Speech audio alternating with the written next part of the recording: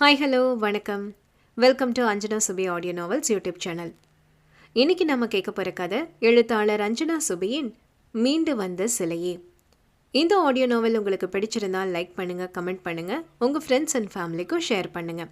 தொடர்ந்து நம்ம சேனலில் கதைகள் கேட்க அஞ்சனா சுபி ஆடியோ நாவல்ஸ் யூடியூப் சேனலுக்கு சப்ஸ்கிரைப் பண்ணிவிடுங்க. உடனுக்குடன் அப்டேட்ஸ் தெரிஞ்சுக்கொள்ள பக்கத்தில் உள்ள பெல் ஐக்கானையும் ப்ரெஸ் பண்ணி வச்சுக்கோங்க. மீண்டு வந்த சிலையே. கதையின் குரலாய் நான் உங்கள் ஆச்சே கிருத்திகாராஜ். அத்தியாயம் 21. தான் வழக்கமாக மனதின் பாரங்களை இறக்கி வைத்து இளைப்பாறும் இடமான அருவிக்கரையின் ஓரத்தில் குத்துக்கால் இட்டு அமர்ந்திருந்தான் பிறைசூடன். பக்கத்தில் சிதறி கிடந்த சிறு கற்களை கை போன போக்கில் ஒன்று ஒன்றாக எடுத்து அந்த அருவியில் எரிந்து கொண்டிருந்தான். நாலாபுறமும் அந்தகாரம் சூழ்ந்த வானில் நிலை கொண்ட பூரண சந்திரனின் ஒளி கிரணங்கள் கல்லெறிந்து சலசலத்த தண்ணீரில் பட்டு தவழ்ந்து வெள்ளி அலையாய் காட்சி தந்தது.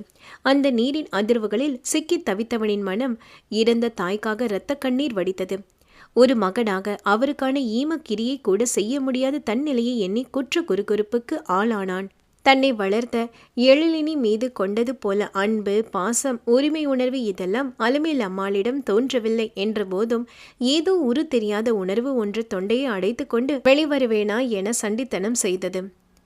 அதன் பெயர்தான் இரத்தபந்தம் என பிறைசூடனிடம் யார் கூறி புரிய வைப்பது? அன்று தன்னை பார்க்க வந்தவரின் கண்ணீர் கரைப்படிந்த முகம் அவன் மனத்திரையில் ஒரு முறை வந்து போகவும் மனம் ஏன் என்று தெரியாமல் உருகிய அக்னி பிழம்பாக கொதித்தது. இதைத்தான் தான் ஆடாவிட்டாலும் தன் சதை ஆடும் என கூறினார்களோ? அதுவும் மீனாட்சி தன் அத்தையின் மீது கொண்ட இணையில்லாத அன்பை அறிந்திருந்தவனுக்கு அவள் இந்த பேரிழப்பை எப்படி எதிர்கொள்கிறாள் என மனம் அந்நிலையிலும் தன்னவளுக்காக உருகியது.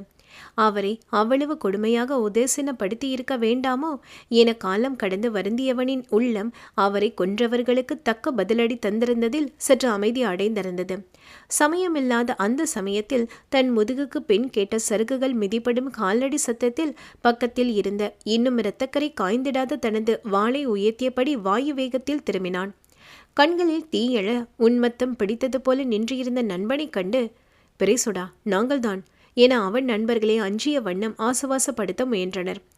உன்னை எங்கு எல்லாம் தேடுவது பிறைசோடா என வினவிய கதிர் நயனனுக்கு பதில் உரைக்காமல் உயர்த்திய வாளை கீழே போட்டவன் இரத்தம் தொய்ந்த தன் கரங்களை கொண்டு முகத்தை அழுந்து துடைத்தான். அதை கண்டு திடுக்கிட்ட நண்பர்கள் ஒருவரை ஒருவர் பார்வையால் கேள்வி கேட்டு கொக்கியிட்டனர். அது புரிந்தும் அவர்களை சட்டை செய்யாது தன் போக்கில் குனிந்து கீழே கிடந்த இரத்தக்கரை படிந்த தன் வாளை எடுத்து அந்த அருவி நீரில் கழுவ ஆரம்பித்தான். அவன் வாளை தூய்மை ஆக்கிய நீர் செந்நிறத்தில் மாறுவதை அந்த பூர்ணிமாவின் ஒளி கதிர்களின் உபயத்தில் கண்டவர்கள் அரண்டு விட்டனர். எனினும் அவனை கேள்வி கேட்க துணிவின்றி அமைதி காத்தவர்களை திரும்பி பார்த்தவன் தான் பழி தீர்த்த படலத்தை விவரிக்கலானான். அலமேல் அம்மாளை கொன்று வீரப்ப நாயக்கனையும் படுத்த படுக்கையாக்கி அரண்மனையில் தங்கள் காவலில் வைத்தவர்கள் மக்களின் அனுதாபத்தை வெகு சுலபமாக தங்கள் நடிப்பால் பெற்றிருந்தனர். அதிலும் மீனாட்சி முடிசூட்டிய பின்னர் வேண்டுமென்ற இவர்கள் பாளையத்தை புறக்கணிப்பதாக அவதூறு பரப்பினர். அது மட்டுமின்றி ஏற்கனவே விஜயகுமாரனுக்கு மன்னர் இளவரசு பட்டம் கட்ட அறிவிப்பு விடுத்ததை நினைவுபடுத்தியவர்கள் இப்போது இருக்கும் சூழ்நிலையில் இந்த பாளையத்தை கட்டி காக்கும் வல்லமை படைத்தவன் அவன் ஒருவனே என்பதை போன்ற பிம்பத்தை மக்கள் மனதில் உண்டாக்கினர். தீபம் ஏற்றினால் அதன் ஒளி வெள்ளம் இருளை போக்கும் என நம்பும் மக்களுக்கு இன்னும் அது தீப சுடரொளி அல்ல, மொத்தத்தையும் சர்வநாசம் செய்ய காத்திருக்கும் காட்டுத்தீ என புரியவில்லை. தங்கள் திட்டப்படி விஜயகுமாரனுக்கு முடிசூட்டுவதற்கு நாள் குறித்து மீனாட்சி உட்பட பக்கத்து பாளையத்துக்காரர்களுக்கும் அழைப்பு விடுக்கப்பட்டது. தனக்கு வந்த அழைப்பை கண்ட மீனாட்சிக்கு ரத்தம் கொதித்தது. தலை முதல் கால் வரை நடுநடுங்கி ரோமங்கள் எல்லாம் கொத்திட்டு நின்றது. யார் பாளையத்தை யார் அரசாளுவது? மண்பானைக்கு பொன் முலாம் பூசினால் பொற்கலையும் ஆகிவிடுமா என ஆவேசமாக பேசியவளின் மூச்சு விடும் சத்தம் கொல்லன் ஒலை சத்தத்தை ஒத்திருந்தது. அதில் இருக்கும் நியாயம் மந்தாகினிக்கும் புரியாமல் இல்லை. ஏற்கனவே வீரப்ப நாயக்கனின் அரசின் மீது அதிருப்தியில் இருக்கும் மக்களிடம் தன் மகனை வைராக்கிய சீலனாக மனித சமூகத்துக்கு ஒப்பற்ற தொண்டுகள் புரிபவனாக வேடம் தரித்து முட்டாளாய் ஆக்கி ராஜ்யத்தை வசப்படுத்த முனைபவனின் தந்திரத்தில் கதி கலங்கினார். இதற்கு மேலும் அமைதி காப்பதில் அர்த்தம் இல்லை என உணர்ந்த மீனாட்சி அனல் விழியனின் துணையுடன் அந்த சதிகார கும்பலின் மீது போர் தொடுக்க ஆயத்தமானாள். ஆனால் இப்போது தான் பதவி ஏற்றிருக்கும் பெண்ணை போருக்கு அனுப்ப மந்தாகினிக்கு மனம் ஒப்பவில்லை. எனவே இது குறித்து வீரராகவ ரெட்டியாரிடம் கூறி விசனப்பட்டார். அதை களைவது போல ஒரு உபயம் கண்ட வீரராகவனும் பாளையத்தின் ஆஸ்தான ஜோதிடர்களிடம் நடக்கப் போகும் போரின் சாத பாதகங்கள் பற்றி விவாதித்து ஆலோசனை பெற்றார். தங்களுக்கு வெற்றி வாய்ப்புகள் அதிகம் என ஆரூடம் கூறியவர்களின் வாக்கை கேட்ட பின்னரே மீனாட்சியின் திட்டத்தை முழுமையாக ஆதரித்தார். இதை அறியாத வேலப்பனும் பெருமாள் செட்டியும் தாங்கள் பல காலம் கண்ட கனவு நனவாகப் போவதை எண்ணி மகத்தான குதூகல ஆரவாரம் செய்து சந்தோஷ கடலில் திளைத்து திக்குமுக்காடி போயினர். இந்த தருணத்துக்காக அவர்கள் தீட்டிய ரகசிய சதி திட்டங்கள் எத்தனை, காவு வாங்கிய உயிர்கள் எத்தனை, செய்த கலக்கங்கள் தான் எத்தனை என்பதை அந்த கபடதாரிகள் மட்டுமே அறிவர். அன்றைய நாளும் நட்சத்திரமும் குலதெய்வ வழிபாட்டுக்கு அனுகூலமாக இருப்பதாக கூறி மகன் அரியேனை ஏறும் முன் தமது குலதெய்வ வழிபாட்டை செய்துவிட்டு வந்துவிடலாம் என புறப்பட்டார் வேலப்ப நாயக்கன். ஏன் தந்தையே, முடிசூட்டு விழாவுக்கு பின்னர் குலதெய்வத்தை சென்று பார்த்தால் ஆகாதா? இப்போதே செல்ல வேண்டுமா என இடக்காக வினவிய மகனின் தோள் தட்டி சிரித்த வேலப்பன், எந்த நல்ல காரியம் செய்வதற்கு முன்பும் நம் குலதெய்வத்தை வணங்கிவிட்டு அக்காரியத்தை தொடர்ந்தால் அச்செயல் வெற்றி பெறும் என்பது முன்னோர் வாக்கு, அதை மாற்றுவானேன் என முழிந்தார். இப்போதே நாம் வெற்றி அடைந்து விட்டோம் தானே தந்தையே? முடிசூடிய மறுநிமிடமே அந்த அகபாவம் பிடித்த மீனாட்சியை சிறை எடுத்து எந்த மக்கள் முன் செல்வாக்குடன் திகழ்ந்தாலோ அதே மக்கள் முன்னர் அவள் கரங்களில் விலங்கு போட்டி ஊர்வலமாக அழைத்து வந்து அவளை என் அந்த புறத்தில் அடைத்து எனக்கு தாசியாக சேவம் புரிய வைப்பேன். அப்போதுதான் என் ஆத்திரம் அடங்கும் என வன்மத்துடன் வக்கரமாக முழிந்த விஜயனை ஒரு முறை கட்டி தழுவி விடுவித்த பெருமாள் செட்டியும், அற்புதம் விஜயா, அற்புதம்! அரண்மனை அந்த புறத்தை அலங்கரித்து மக்கள் செல்வத்தை ஈன்றெடுத்து தர வேண்டிய பெண்ணுக்கு நாடாலும் ஆசை வரலாமா? ஒரு பெண்ணின் கட்டளைக்கு ஆண்கள் அடிபணிந்து போவதா? வெட்கம், வெட்கம், வெட்கம் என தன் பங்குக்கு நெஞ்சை கக்கினார்.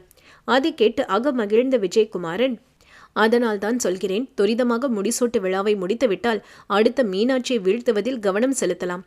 அதை விட்டுவிட்டு ஒன்றுக்கும் உபயோகப்படாத வழிபாட்டில் நேரத்தை விரயம் செய்து என்ன பயன் என கெக்கலி கொட்டி நகைத்தான்.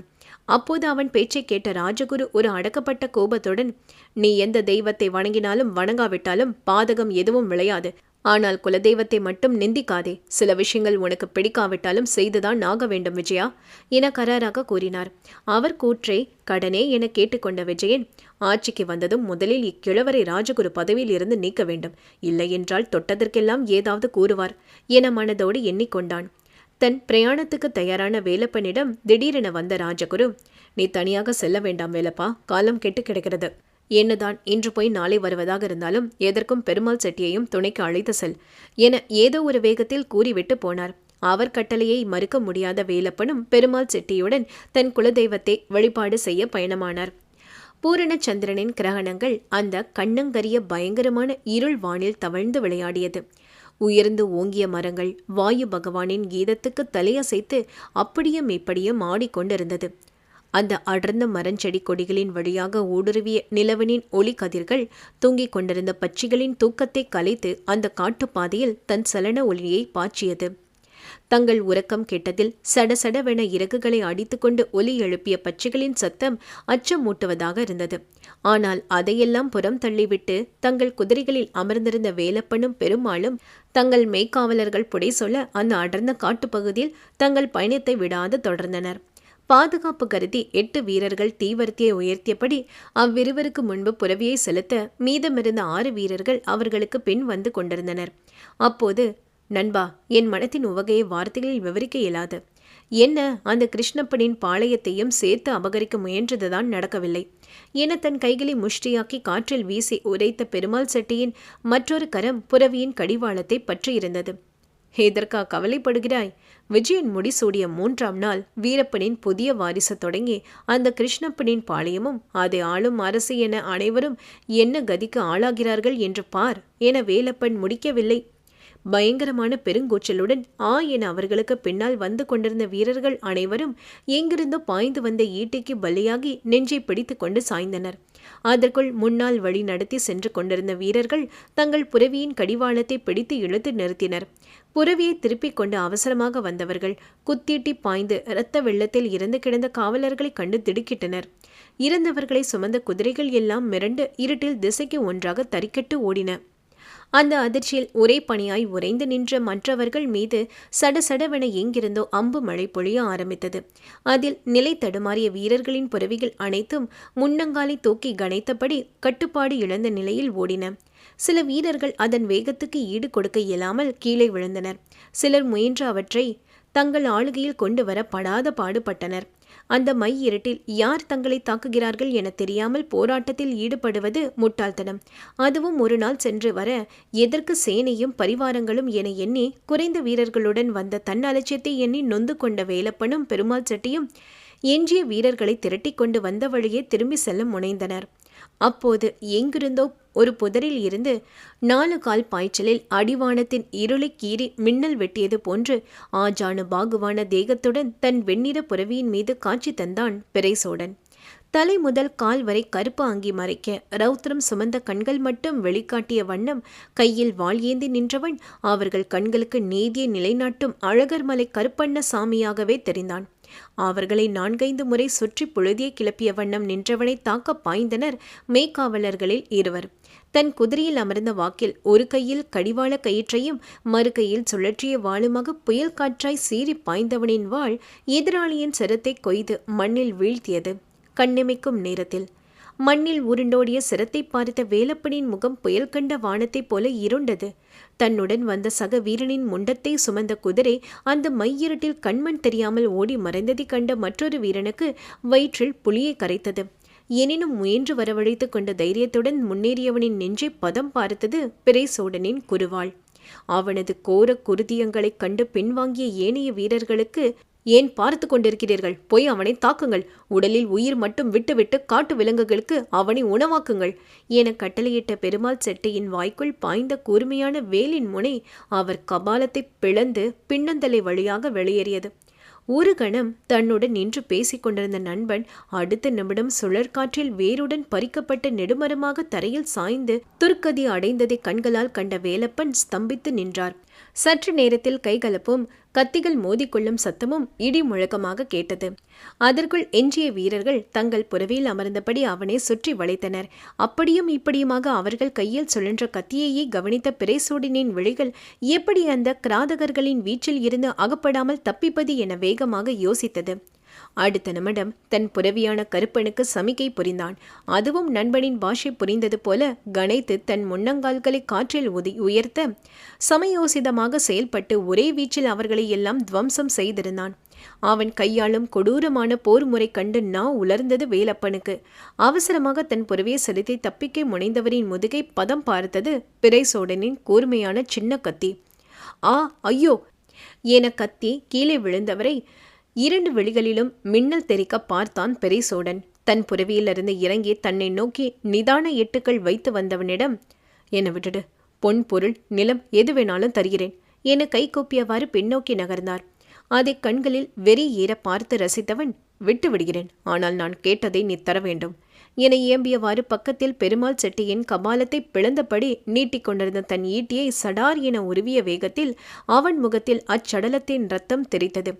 பார்க்கவே படு பயங்கரமாக காட்சி தந்தவனிடம், தருகிறேன் தருகிறேன் நிச்சயம் தருகிறேன் என கைகூப்பியவரின் முதுகை பதம் பார்த்த குருவாள் தந்த வலி வேறு உயிர் போனது. தன் கையில் இருந்த ஈட்டியை சுழற்றியபடி, பச்சிலம் குழந்தை என்றும் பார்க்காது அலமேல் அம்மாளின் குழந்தையை கொல்ல பார்த்தாயே, தாயுடனான அக்குழந்தையின் பால்ய காலத்தை திருப்பிக் கொடு, உன்னை விட்டு விடுகிறேன் என உரைத்தவாறு அந்த ஈட்டியின் நச்சென்று அவர் நகராதபடி வலது தொடையில் குத்தினான். அதில் ஐயோ என அலறியவரை ஒருவித குரூர புன்சிரிப்பு போத்து கண்கள் ஒளிர, வஞ்சங்கள் செய்து அலமேல் அம்மாளின் தமையனை கொன்று அவர் பாளையத்தை அபகரிக்க முனைந்தாயே, அவர் உயிரை திருப்பித்தா, விட்டு விடுகிறேன். உன் மகனை அரசனாக்க சூழ்ச்சியின் மொத்த உருவமாக மாறி ராணி மற்றும் பலரின் உயிர்களை சிதைத்து அழித்தாயே, அவர்கள் அனைவரையும் உயிர்ப்பித்துத்தா, விட்டு விடுகிறேன் என நொந்த உள்ளத்தின் வேதனைகளை வரிசையாக பட்டியலிட்டவனிடம் வலியில் திக்கி முக்கி, யார் நீ என பயம் முகத்தில் தாண்டவமாட கேட்டார் வேலப்ப நாயக்கன். தன் முகமுடியை விலக்கி, நானா என அந்த வனப்பிரதேசமே கிடுகிடுக்க புன்னகைத்தவன் தன் உடுப்பு மறைத்த மார்பின் மீன் மச்சத்தை அவருக்கு சுட்டி காட்டினான். அதை கண்டவருக்கு வார்த்தைகள் வராமல் மேலன்னத்தோடு ஒட்டி கொண்டது. நான் வீரப்பன் நாயக்கன், அலமேல் அம்மாளின் ஏக போக வாரிசு, உன் மகன் அமரப்போகும் அரியணைக்கு உரிமைக்காரன், ராணி மீனாட்சி தேவியின் 6 கேள்வன், என என்று உரைத்து அவரை சரமாரியாக வெட்டினான். குற்றுயிரும் குறை உயிருமாக இரத்தம் குபுகுபுவென வடிய காட்சியளித்த வேலப்பனை காண காண அவனது அலைபாய்ந்த மனம் அமைதி பெற்றது. அவரை நோக்கி மீண்டும் வீச தயாரானவனின் வாழ் பற்றிய கரம் அந்தரத்தில் திடீரென்று அப்படியே நின்றது. எங்கோ அண்மையில் நரிகள் ஊளையிடும் சப்தம் அவன் செவியை தீண்ட ஒரு விபரீதமான யோசனை மூளைக்குள் உதித்தது. பிரேசோடனின் முகமாறுதல்கள் கொண்டு அவன் எண்ணம் புரிந்தது போல, வேண்டாம் வேண்டாம், என்னை இப்படி விட்டு செல்லாதே, உன்னை கெஞ்சி கேட்டுக்கொள்கிறேன், என்னை கொன்றுவிடு என மன்றாடியவர் அவன் நோக்கம் புரிந்து நடுநடுங்கினார்.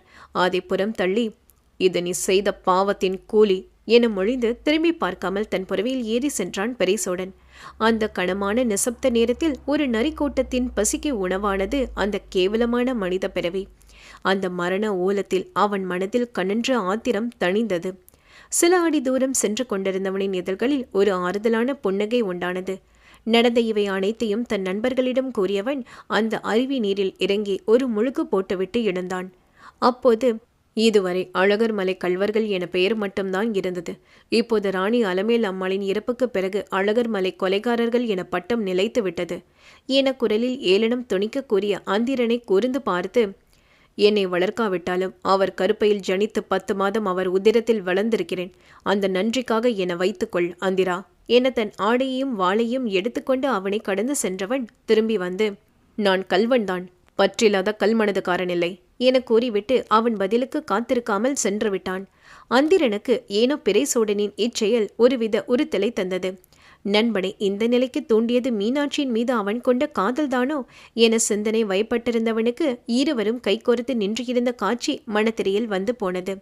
அப்படியென்றால் மக்கள் புரட்சியை உயிர் சுவாசமாக கொண்ட நண்பன் அதிகார வர்க்கத்து பெண்ணின் பசப்புக்கு மயங்கிவிட்டானோ? இவனையே நம்பியிருக்கும் தங்களின் நிலைதான் என்ன?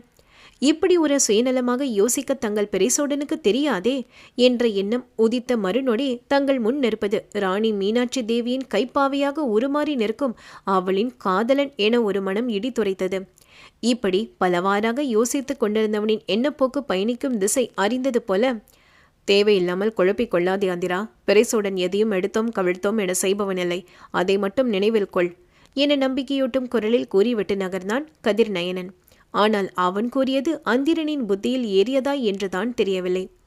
அந்த இராணுவ பாசறையின் 4 பக்கமும் கையில் வேல் பிடித்த காவலாளிகள் நின்று இருந்தனர். அறையின் மையத்தில் அரைவட்ட வடிவில் புலித்தோலுக்குள் பஞ்சு போத்தி வைத்து நெய்யப்பட்ட அந்த மெத்தை வீற்று இருந்தது.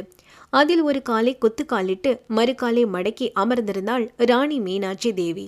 அவள் உடுத்தியிருந்த சிவப்பு நிற பட்டு புடவை அந்த அறையை வெளிச்சமூட்டிக் கொண்டிருந்த தீபஸ்தம்ப ஒளியில் பாவையின் செவ்வரி ஓடிய நயனங்களுக்கு இணையாக தகத்தகத்தது. முகத்தில் பழிவரி மின்ன நடக்க இருக்கும் போர் நடவடிக்கைகளுக்கான விவாதத்தில் ஈடுபட்டிருந்தாள் மங்கை. அவளுக்கு இடது பக்கம் தளபதி வீரராகவ ரெட்டியாரும் வலது பக்கம் முக்கிய மந்திரி ஜெகநாத செட்டியாரும் வஜ்ராசனத்தில் உட்கார்ந்திருந்தனர். அவர்களுக்கு நேர் எதிரில் அமைச்சர் விநாயகம் பிள்ளை சுகாசனத்தில் அமர்ந்திருந்தார். அனைவரின் கவனமும் அந்த போருக்கான வரைபடத்தை விட்டு கடுகளவும் அசையவில்லை. நம் தூதுவன் போருக்கு அழைப்பு விடுத்து எடுத்து சென்ற ஓலை அவர்களை 3 நாட்களுக்கு முன்பே சென்றடைந்து விட்டது. ஆனால் அதற்கு மறுமொழி கூறாது காலதாமதம் செய்வதுதான் ஏன் என்று தெரியவில்லை. எனக்கு தெரிந்து வேலப்பன் ராஜகீரிய போர் காரியங்களில் கவனக்குறைவு காட்டுபவன் அல்ல ராணி என தளபதியின் பேச்சை ஆமோதிப்பதாக கேட்டுக்கொண்டவள் தெளிவாக தன் திட்டத்தை தீட்டினாள். நாளை மறுநாள் விஜயகுமாரனுக்கு மகுடாபிஷேகம் நடக்க இருக்கிறது. விஜயன் மகுடம் தரிப்பதற்கு ஒரு க்ஷணம் முன்பாவது அவனை மண்டியிட வைத்து விட வேண்டும் என்றவளின் முகத்தில் இருந்த குரோதம் காண்போரை அஞ்சி நடுங்க வைத்தது. நம் போருக்கான அழைப்பை தீவிர தன்மையுடன் அவர்கள் எடுத்துக்கொள்ளவில்லை என நினைக்கிறேன். இதுவும் நம் நன்மைக்கே. எதிரி நம் பலத்தை எதிர்பாராமல் எதிர்கொள்ளும் போது அவனை நிலைக்கொலைய செய்வது சுலபம் என தன் எண்ணத்தை உரைத்தார் வீரராகவ ரெட்டியார். பதிலுக்கு மௌனமாக தலையசைத்து கேட்டுக்கொண்டாள் மீனாட்சி. இந்த போரை திறம்பட நடத்த தேவையான பொன்பொருள் நம்மிடம் இருக்கிறது தானே? இதனால் மக்கள் எந்த வகையிலும் பாதிக்கப்படக்கூடாது என ஒருவித யோசனையுடன் சொன்னவளின் கூற்றை கேட்ட விநாயகம் பிள்ளை, இல்லை ராணி, வீரப்பனுடனான போரை எதிர்கொள்ளும் அளவு நம் கருவூலம் திடமாகவே இருக்கிறது என கண்களில் உறுதி தொனிக்க கூறினார். அதை கேட்ட மீனாட்சியின் ஆதரங்கள் லேசாக விரிந்தது. நல்லது தளபதியாரே, கொட்டுங்கள் போர் முரசை. நாளை அந்த சதிகாரர்களின் தலை இம்மண்ணில் உருள வேண்டும் என முழக்கமிட்டவளின் சொற்களில் இரத்த வெறி மிகுந்திருந்தது. அப்போது அந்த ஆலோசனை அறைக்குள் வியர்க்க வெறுவுக்க நுழைந்தான் அனல் வெளியன். அவன் முகத்தின் அலைப்புறுதலை கூர்ந்த மீனாட்சியின் கூர்விழிகள் இடுங்கியது. வா அனல்விழியா, என்ன செய்தி கொண்டு வந்திருக்கிறாய் என அவன் முகம் பார்த்து ஏதோ முக்கிய செய்தி என்பதை கணித்தாள். சுற்றி அமர்ந்திருந்த ராஜாங்க அதிகாரிகளை ஒரு பார்வை பார்த்தவன் விறுவிறுவென மீனாட்சி அமர்ந்திருந்த ஆசனத்துக்கு அருகில் சென்று தன் உடலை இரண்டாக வளைத்து அவள் செவிக்கு வெகு அருகில் குனிந்து எதையோ ஓதினான். அவன் கூறிய செய்தியை கேட்ட மீனாட்சி தேவியின் கையல்கள் முதலில் அப்பட்டமான அதிர்ச்சியை காட்டியது. வேலப்பன் மற்றும் பெருமாள் செட்டிக்கு சம்பவித்த துர்கதி பற்றி அனல் விழியன் கேட்டறிந்த செய்திகளை பற்றி இயம்பியதும் அவர்களின் மண்ணாசைக்கும் பதவி வெறிக்கும் மீது ஆக சிறந்த தண்டனைதான் என அவளுக்கு தோன்றாமல் இல்லை. ஆனால் இன்னொரு பக்கம் மக்கள் மனதில் இதுவும் கள்வர்கள் செய்த அட்டூழியங்களாகத்தானே பதியும், அதை எப்படி மாற்றுவது என்ற அதி தீவிர எண்ணத்தில் ஆழ்ந்தாள் மங்கை. பின் தன் வெளி சிப்பிகளை அழுந்த மூடி திறந்தவளின் இதழ்கள் அவசரம் அவசரம், அனைத்திலும் அவசரம் அத்தான் தங்களுக்கு என முனகியது. அப்போது அவள் முகபாவனைகளை அளந்து கொண்டிருந்த தளபதியார் லேசாக தன் தொண்டையை கனைத்து அவளை தன்னிலை அடைய செய்தார். உடனே தன்னை மீட்டுக்கொண்ட பாவை, நற்செய்தி, வேலப்ப நாயக்கனும் பெருமாள் செட்டியும் தங்கள் குலதெய்வ கோயிலுக்கு செல்லும்போது கள்வர்களால் காட்டு வழியில் துர்மரணம் சம்பவிக்க பெற்றனராம் என உணர்ச்சி துடைத்த குரலில் உரைத்தாள்.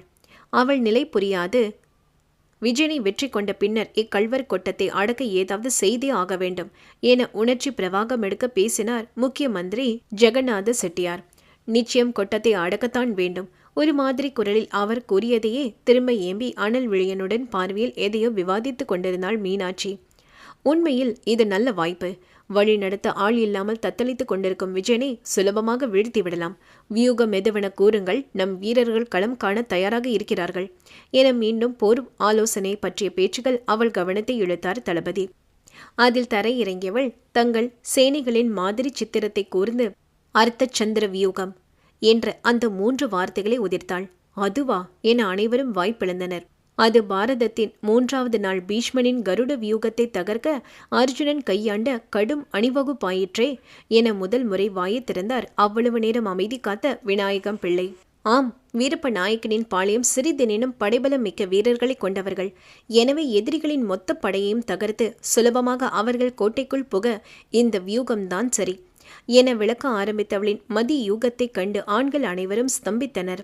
தன் கைகளால் வியூகத்தின் மாதிரியை வரைந்தபடி, இந்த பாதி நிலவனின் வடிவிலான வியூகத்தின் மூலம் எதிராளியின் ஒட்டுமொத்த படையையும் பரவலாக எல்லா பரிமாணங்களில் இருந்தும் தாக்க முடியும் என அடுத்தடுத்து வியூகத்தின் அமைப்பையும் சிறப்பையும் விளக்க ஆரம்பித்தாள் மீனாட்சி. அவள் பேச பேச வீரராகவனுக்கு மட்டும் இவள் ஏன் ஆணாக பிறக்காமல் போனாள் என்ற ஏக்கம் உள்ளூரை எழுந்தது. வீர தீர செயல்கள் புரிவதில் மட்டுமல்ல, தாய் மண்ணுக்காக தன்னை அர்ப்பணிப்பதிலும் ராணி மீனாட்சி தேவி எந்த ஆண்மகனுக்கும் சளைத்தவள் அல்ல என்பதை அவர் புரிந்து கொள்ளும் நாளும் வெகு தொலைவில் இல்லை. அடுத்த நாள் போர் முரசு திக்கெட்டிலும் ஒலிக்க ஆரம்பித்தது. அர்த்த சந்திர வியூக அமைப்பில் வீரப்ப நாயக்கனின் கோட்டை வாசல் முன்பு தன் சைன்யத்துடன் நின்றிருந்தாள் மீனாட்சி. வேல் பிடிக்கும் காலாட்படை வீரர்கள் தங்கள் கேடயத்தால் எதிரி வியூகத்தை தகர்க்க முடியாதவாறு முன்னிலையில் பாதுகாப்புக்கு நின்றனர். அந்த வியூகத்தின் வலது கொம்பில் தளபதி வீரராகவ ரெட்டியார் தன் குதிரைப்படையுடன் உரத்த ஆரவாரம் எழுப்பியபடி நின்றார்.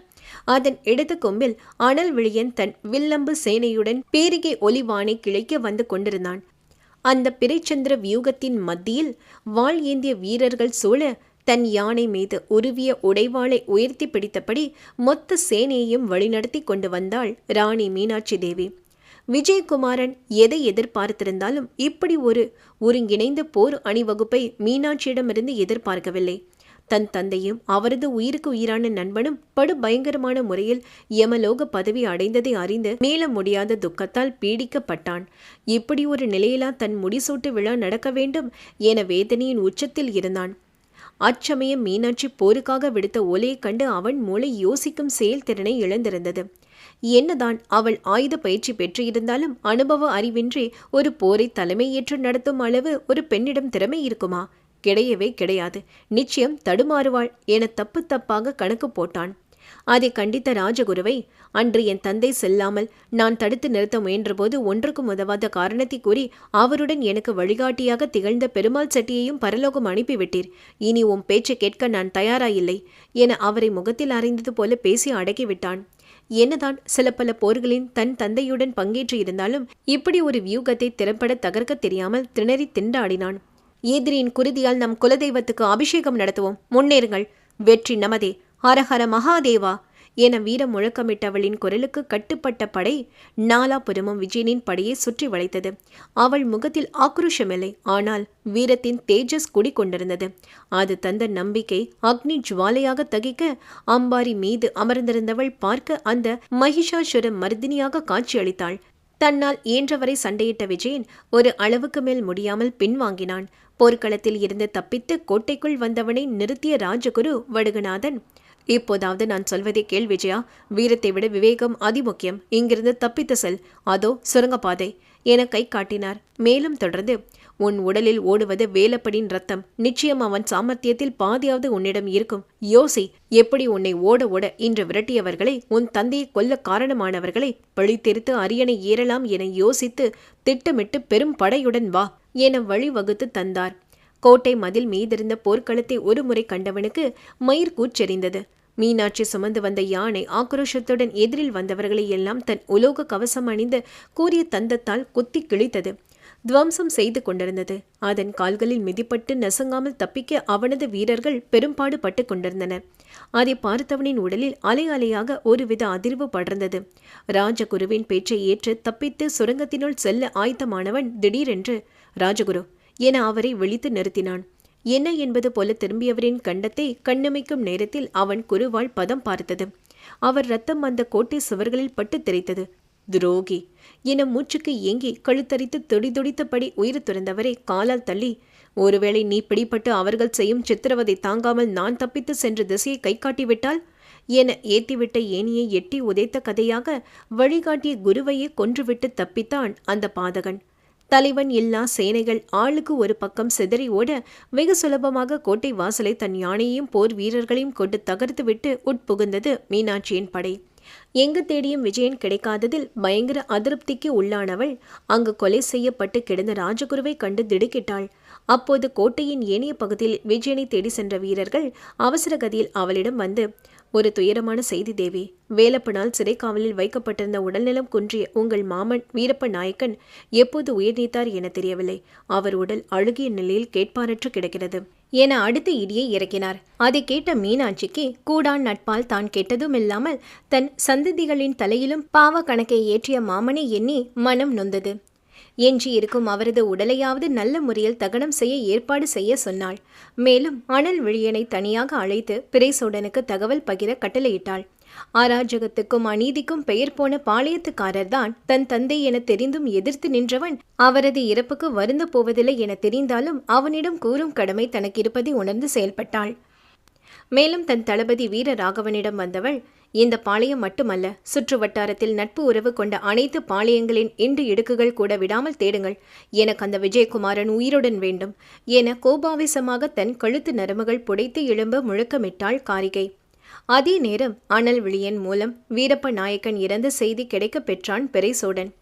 மீனாட்சி நினைத்தது சரியே. அப்படி ஒன்றும் அவன் உருகி தவித்து விடவில்லை.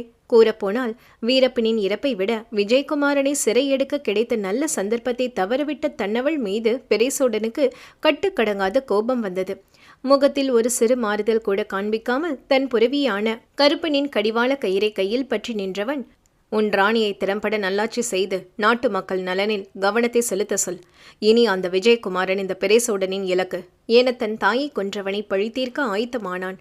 மேலும் எங்கோ பார்த்து கொண்டு, வந்த வேலை முடிந்துவிட்டதென்றால் நீ புறப்படலாம் என விற்றேற்றியாக பதில் உரைத்தான்.